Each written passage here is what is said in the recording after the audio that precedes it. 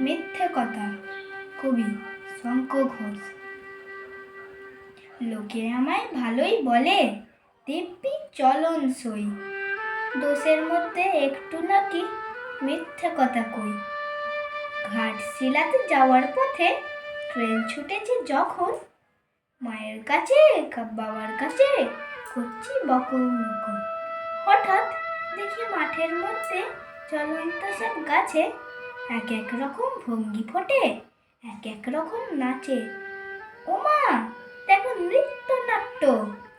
যেই বলেছি আমি, মা বকে দেয়, বড্ড তোমার বেড়েছে ফাজলামি। চিড়িয়াখানার নাম জানো তো? আমার সেজো মেসো আদর করে দেখিয়েছিলেন পশুরাজের কেশ্বর। কদিন পরে চুন খসানো দেয়াল জুড়ে এ কি ছি কবে কল সেই রকমই মূর্তি যেন দেখি। ক্লাসের মধ্যে যেই বলেছি সুরঞ্জনার কাছে, জানিস আমার ঘরের মধ্যে সিংহ বাঁধা আছে।